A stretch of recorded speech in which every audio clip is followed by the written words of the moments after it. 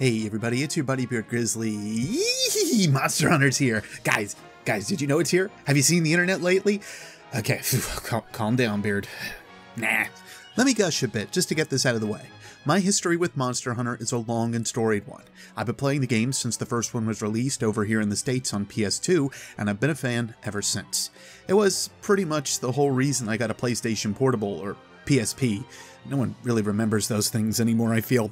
Yeah, well, to my surprise, we were graced with more Monster Hunter, but it happened to be on the 3DS. This was one of the biggest surprises I could have had with a shift in platform, but it made it easy for me to transfer over. Well, minus the control scheme. That was one of its biggest issues, I guess. There was always something missing. Like it needed to be there the whole time. Like it really would have helped things, like, I don't know, camera controls? I'm not salty, you're salty. Anyway, I wanted to at least establish that I've been around the series for a long time.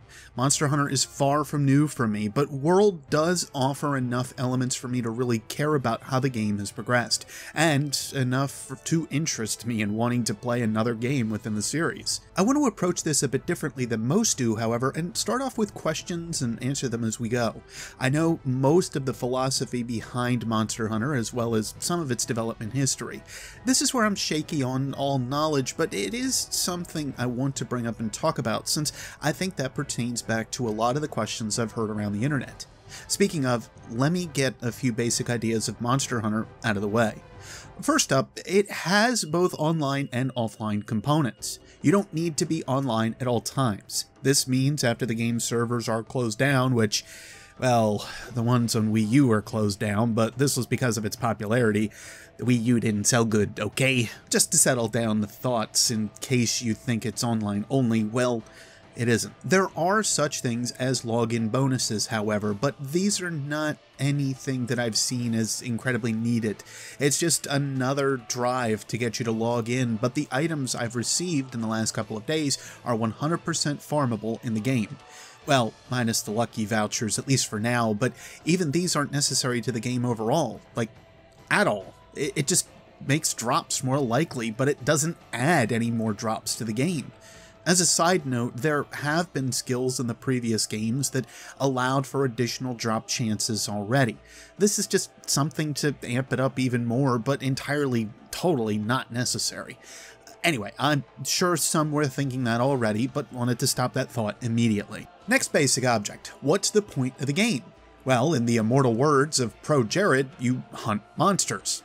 I mean, it's in the title of the game, and at its basis level, that's it.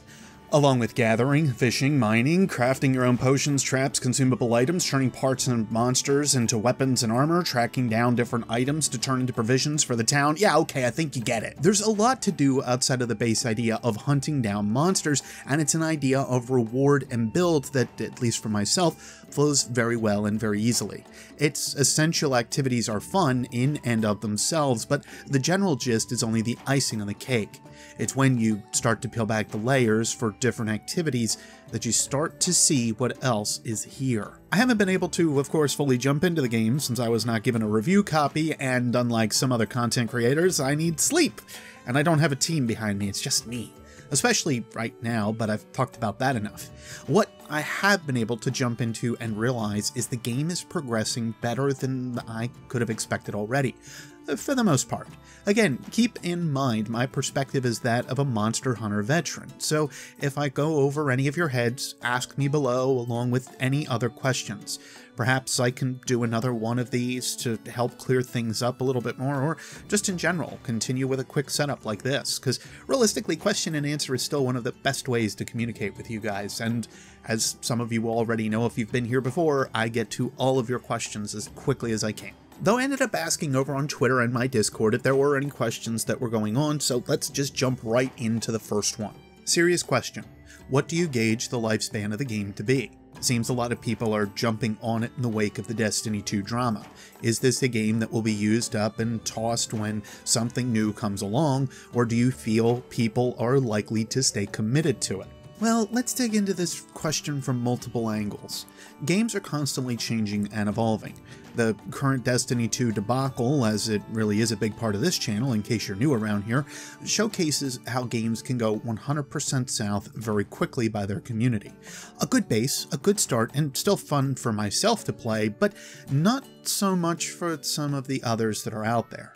The issue is a lot of people are anxious for something else to hold their attention like Destiny 1 had in the past, with a grind that's particularly superficial but still prevalent, customization to allow your character to look and feel however you want them to, and a bunch of other different styles of play with weapons, abilities, and equipment. Obviously, to compare Monster Hunter World and Destiny in any way is of course comparing apples and oranges.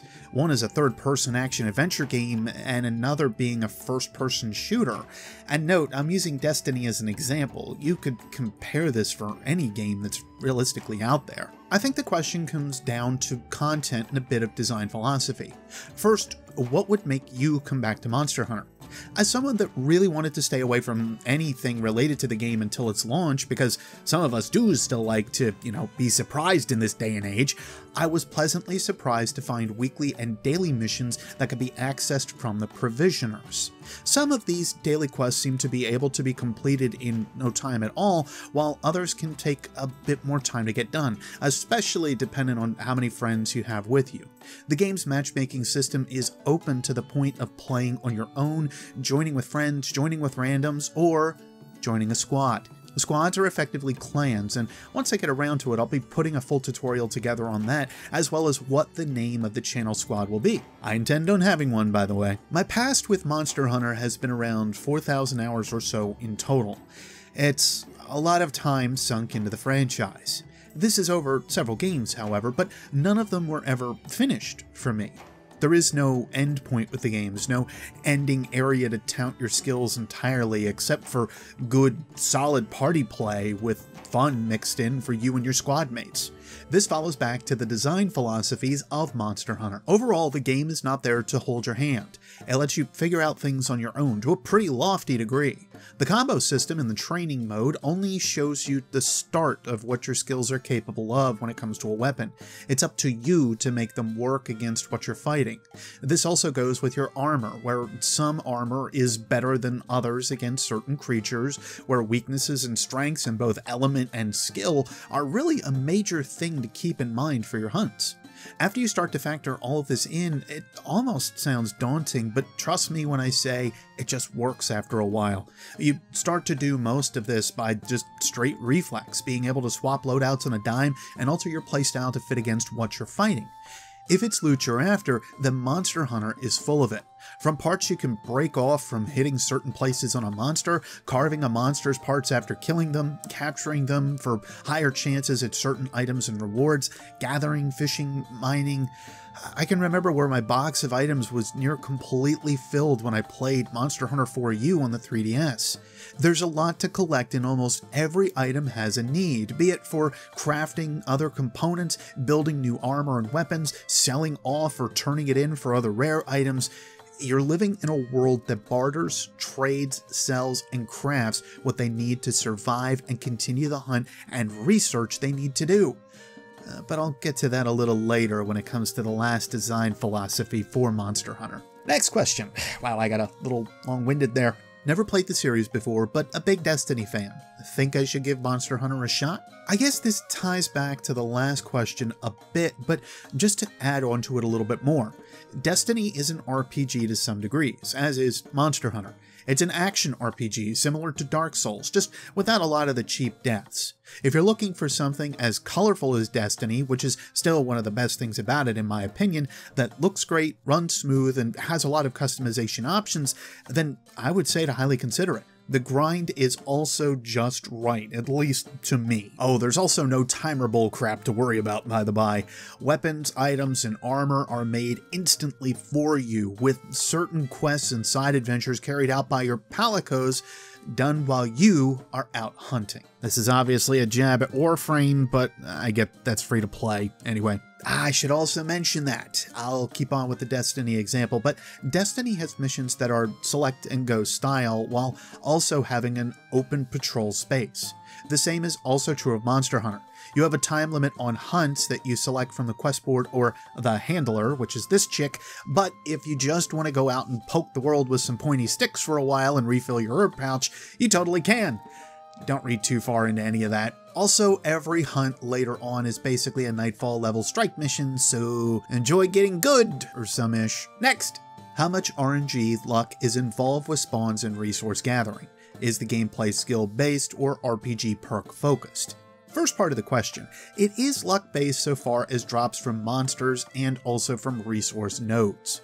There are some monsters that drop rarer stuff, and as you progress in your hunter rank, which is not level by the by, you gain access to higher level hunts. This also improves the kind of gear you can get. Let me put it this way, at level 1, you can kill this guy and get his stuff.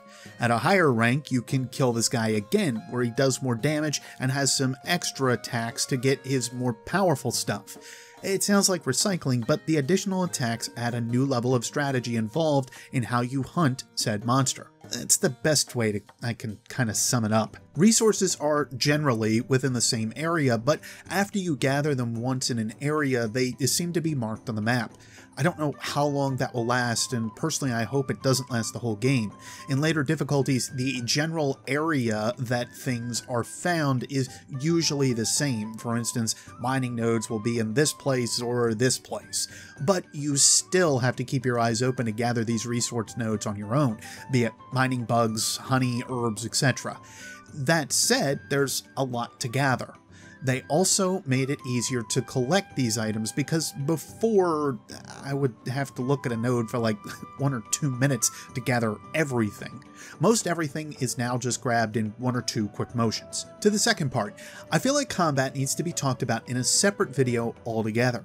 It's a very core element of the game, obviously, and I really don't want to rush through it. I will say that the game is dependent on how you are as a hunter, not generally speaking, how good your equipment is. There are points where you'll have a traditional DPS check, and that's one reason for the clock and timer in the corner.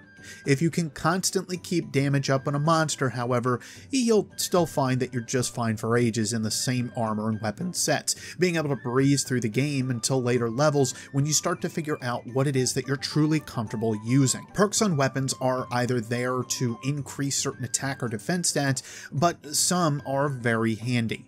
Monsters may either roar or create a billow effect with their wings. If this becomes too troublesome for you as the hunter and something you just can't seem to overcome, you can give yourself an edge and add in sound or gust protection to your armor or weapons, along with others that exhibit from the monster you might be fighting. Armor can also be upgraded in defense values thanks to armor spheres. There's a lot here, and the combinations of mixing and matching armor sets is a very real thing. Next up, as someone who has never played a Monster Hunter game, what sort of investment am I looking into to get up to speed? Really, the investment is up to you. You can have friends help you to get to the next level if you want to, but that's all based on your ideas as a hunter. Is it better to hunt alone to improve yourself, or are you just looking for a good old time swinging at a big dragon with your friends? This is all on you. Personally, I love improving myself, and that can cost me dozens of hours just improving my stance against a monster, or how many hits I can get in before I need to get out from a typical attack, and building up armor and weapons that are perfect against those monsters I'm going to fight against. Though, I don't do this too often in the beginning stages of the game as much as I did beforehand, I would say learning the early stages of the game really does immediately carry over to the rest of the game and the rest of your progress. Again, anything you do at lower levels carries over to the endgame. Speaking of, we'll talk about that in a bit, because I know there's some extras that kind of go a little deviated from what's happening with Monster Hunter from the past. If you are, however, worried about story elements or anything like that, just know that Monster Hunter's story isn't really what you're buying this for. There is some pretty good elements of lore, and there are some pretty good side stories that can be found, but up until Monster Hunter 4U, we really didn't have a very good story that was really being told through the games. It has almost always been about the gameplay and progression and forward rewards when it comes down to these games. But with all of this being said, what is it that's missing so far within the game? Well, previous versions of the game have something called G-Rank hunts. This is all guild-related hunting, and it generally can be classified as the endgame, or the highest end form of hunting within the title. The Monster Hunter dev crew has commented that we'll be seeing free DLC and more hunts added later on, with more free hunts added even past that because of other partnerships. This is still very much up in the air, and I'm wondering how much of it will end up going entirely free. And I do have to point out, though, I don't see a season pass, and that's usually a pretty good telling sign that we might be seeing a lot of this still for nothing. Obviously, of course, they could still institute something later on. The game's development is actually quite a bit more than what we have had in the past, especially with it going from handheld over to console. Graphic capabilities and so on are just, of course, asking for a lot more, especially in current development. There very well may be a Monster Hunter World Ultimate Edition, which is not outlandish to think about since they tend to follow that trend anyway, from one iteration of the game to another. If you are, however, really thinking about getting into the series or have always wanted to, I find this to be the best place to jump in with the information we have so far. I'll see how long the game keeps my interest, but if it's anything like previous titles, it'll turn into a few 100 hours at least. Between free and open hunting in different areas and mission-based hunting, along with armor and weapon customization, well, there's a lot here for your cash if you're worried about it, but the game is better with friends. I have a feeling that might turn into a theme of this year's gaming releases, but it is turning into a more common thing just in general, I suppose. I will be covering other videos to look over each weapon on its own, but also look over when or where to use some of these weapons, or general tips on how to. I also want to cover some basic armors to look over and how you can mix and match, plus what to look for. There's plenty here to min-max or just make yourself look cool. If your ultimate goal is to try to replace a game that isn't working out for you, or you're just trying to fill a void in your heart somehow, just realize what you're getting into. The game is filled with self-improvement and grind. In closing, Monster Hunter isn't always just about hunting. As the commander mentions in some in-game dialogue, the 5th Fleet isn't there to hunt and kill the Elder Dragons. It is there to understand them. If a need arises that killing is the only option, then that may need to be what happens. Until then, however, Monster Hunter is about working with nature, understanding it, and not cutting down everything that you see. You don't have to slay every herbivore or carnivore that you see. Like any other civilization, sometimes it's about survival, and as an ancient civilization of Earth, it's also about respect and what you can utilize from an animal that you need to put down. Nothing goes to waste in Monster Hunter, and that's one of the best things about it. I really do hope to continue with talking about this game and that you guys enjoy it. I don't even mean to sell you on the game or tell you to go out and buy it. At the end of the day, that's your decision. I can only tell you how passionate I am about the franchise and how it's been good to me over the years, connecting with friends and being able to have fun while doing it. I want others to experience the same things I have over the years, and I hope to have that be the case with this version of Monster Hunter. My usual farewell seems a little weird to say this time since we're not talking about space quite as much, but it is still a thing here on the channel. So until next space time, take care, and I will see you soon.